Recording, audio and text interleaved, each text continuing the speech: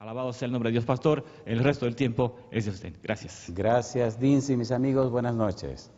Hay un pensamiento en la palabra de Dios en el libro de Génesis.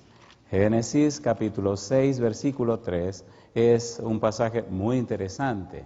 Dice la palabra de Dios: y dijo Jehová, no contenderá mi espíritu con el hombre para siempre, porque ciertamente él es carne, mas serán sus días 120 años.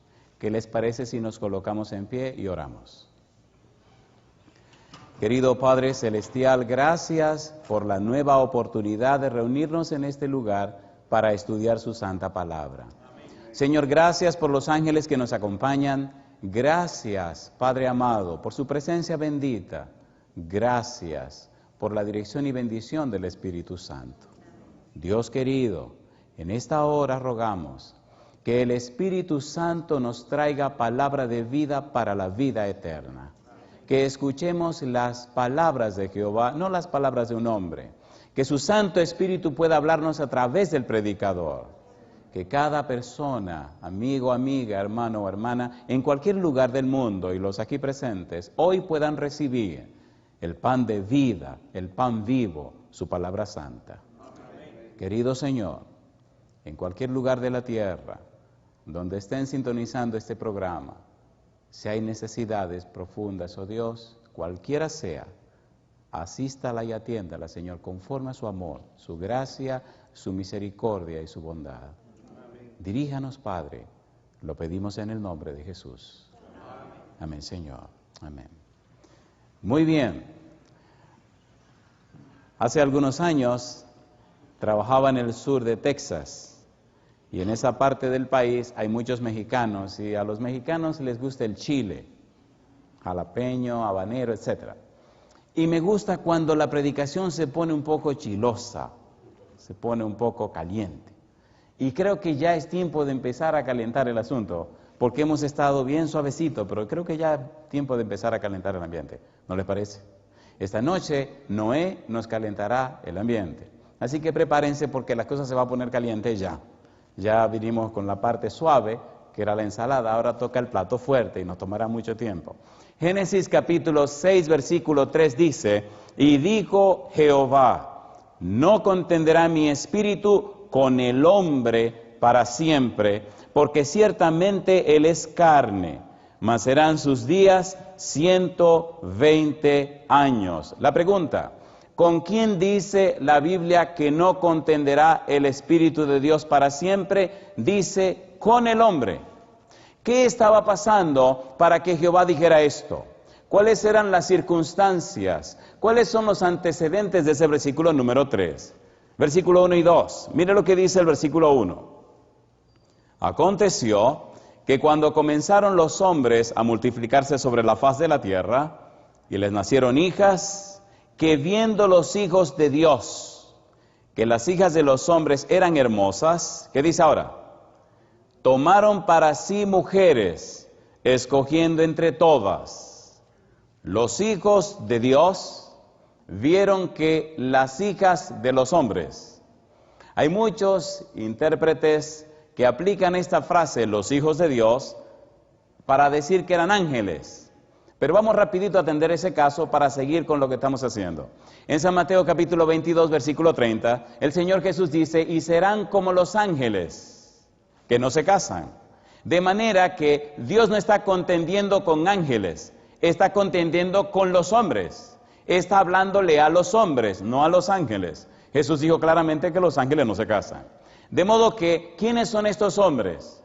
¿Por qué le llama a estos hombres hijos de Dios? ¿Y qué significa hijos de Dios? Veamos en el libro de Éxodo, en el capítulo 4, el versículo 22. Éxodo, capítulo 4, versículo 22. Mire lo que dice. Éxodo 4, 22 dice, y dirás a Faraón, Jehová ha dicho así, Israel es, ¿qué cosa? Mi hijo, mi primogénito. Dios le llama a Israel su hijo. De manera que los descendientes de Seth, fieles a Dios, los descendientes de Caín, ajenos de Dios, eran conocidos como, número 1, los primeros, los hijos de Dios, y los segundos, los hijos de los hombres, o las hijas de los hombres. Y esto trajo un conflicto terrible. Hay otro pensamiento que me llena de gozo y me encanta, está en el libro de Deuteronomio capítulo 14. Deuteronomio 14, versículo 1 y 2. Estamos tratando de decir con esto que la expresión hijo de Dios no es nada del otro mundo. Dice el versículo 14, versículo 1 y versículo 2, hijos sois de Jehová vuestro Dios, no os sajaréis ni os raparéis a causa de muerto, porque eres pueblo santo a Jehová tu Dios, y Jehová te ha escogido para que le seas un pueblo único de entre todos los pueblos que están sobre la tierra. ¿Qué estaba pasando? Viendo los hijos de Seth, que las hijas de Caín, me imagino, se vestían con poca ropa, viendo que eran hermosas, decidieron unirse con ellas. Y aquí hubo un conflicto. La mayoría de los cristianos saben que Dios prohíbe la unión entre fieles e infieles. ¿Sí o no? A ver, ¿sí o no? Y aquí se cumple el asunto. Hay pasajes de la Biblia que son muy específicos donde Dios dice, no os unáis en yugo desigual con los infieles. Y aquí se da el caso donde los hijos de Dios se unen con las hijas de Caín, con las hijas de los hombres. Hay algunos pasajes que rapidito quisiera compartir con ustedes. Deuteronomio capítulo 7, versículo número 3. Hoy tenemos serios y grandes problemas matrimoniales porque hay uniones que nunca debieron ser. Deuteronomio capítulo 7, versículo 3 dice, y no emparentarás con ellas, no darás tu hija a su hijo, ni tomarás a su hija para tu hijo. No una tus hijos con los cananeos. No una tus hijas con los cananeos. Yo no te envié a esta tierra a unirte con ellos. Por su maldad estoy destruyendo esta tierra. Por su maldad y apostasía y su paganismo los estoy arrasando. No te una con ellos. En el libro de Josué, en el capítulo número 24, hay un pensamiento interesante, Josué 23, versículos 12 y 13. Recuerde que estamos poniendo la mesa y el asunto se va a complicar en un momento. Josué capítulo 23, versículo 12, versículo 13. Mire lo que dice la palabra de Dios con relación a estas uniones ilícitas, uniones que no tienen la bendición de Dios. Dice el versículo 12, porque si os apartareis y os uniereis a lo que resta de estas naciones que han quedado con vosotros, y si concertareis con ellas matrimonios, mezclándoos con ellas, y ellas con vosotros, sabed que Jehová vuestro Dios no arrojará más a estas naciones de delante de vosotros, sino que os serán por lazo, por tropiezo, por azote para vuestros costados, y por espinas para vuestros ojos, hasta que perezcáis de esta buena tierra que Jehová vuestro Dios os ha dado. ¿Cuál era el problema? Los hijos de Dios se unieron con las hijas de los hombres. Hay un pensamiento interesante en un libro que se llama Patriarcas y Profetas, donde dice que esta unión de los fieles con los infieles aceleró el problema del pecado entre los antediluvianos. Esta unión ilícita, esta unión que provoca la ira de Jehová, esta unión que no tiene el apoyo divino, provocó que el mal se difundiera más rápidamente.